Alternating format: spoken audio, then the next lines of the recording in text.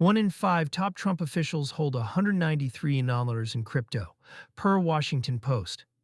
A Washington Post review of federal financial disclosures finds that more than 1 in 5 high-level officials in the Trump administration hold cryptocurrency, with reported holdings totaling at least $193 million as of May 17, 2026. The figure was surfaced by Coin Bureau on X within the past hour and traces back to a Washington Post analysis of executive branch disclosure filings. The headline ratio, more than 20% of senior officials with crypto exposure, is well above the share of the general U.S. adult population that holds digital assets in recent Pew and Federal Reserve surveys. The $193 million figure is described as a floor, not a ceiling, because federal disclosure forms report holdings in valuation brackets rather than exact dollar amounts. Actual aggregate exposure across the cohort is likely higher. The disclosure number, in context Federal Office of Government Ethics filings, require senior executive branch personnel to list assets in ranges such as $1,001 to $15,000, $15,001 to $50,000, and so on. Aggregating those bands gives a conservative total. A $193 million floor across roughly one-fifth of a senior cohort points to a meaningful concentration of personal financial interest in an asset class that the same administration is actively setting policy around. Bitcoin trades at $78,187 as of May 17, 2026, down 1.0% on the day and 3.2% on the week per the live market snapshot at publish time. Ether sits at $2,189, down 1.6% on the day. CoinMarketCap's Fear and Greed Index reads 42 in neutral territory. The disclosure tally was calculated against earlier filings, so the dollar figure cited by the Post predates today's softer prices. The policy stakes.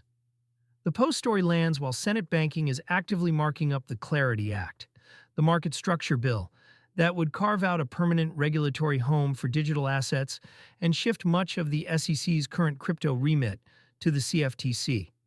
Senator Elizabeth Warren has warned the bill would blow up the economy, while Senator Cynthia Lummis recently argued the U.S. dollar itself becomes a digital asset once Clarity-style bank permissibility language passes. A separate Reid bill would block crypto from federal tax payments and Fed master accounts. That is the live policy backdrop. Senior officials with personal crypto exposure are sitting on every node of that pipeline. Treasury rule writing for stablecoins, OCC and Fed guidance for bank custody, Commerce and State on cross-border payment standards, and Department of Justice posture on enforcement priorities. Ethics lawyers cited in the Post piece note that crypto holdings do not automatically trigger a recusal under existing federal conflict of interest rules, unless an official is working on a specific matter that would directly affect the price of an asset they own. The gray area is broader. Voting on market structure legislation, signing executive orders on reserve assets, or directing enforcement priorities can all move prices indirectly without crossing the bright line trigger. The disclosure trend line. The administration's crypto exposure has been visible in disclosures since the start of the term. President Trump's own Q1 2026 filing showed purchases of Mara Holdings stock, the Bitcoin miner.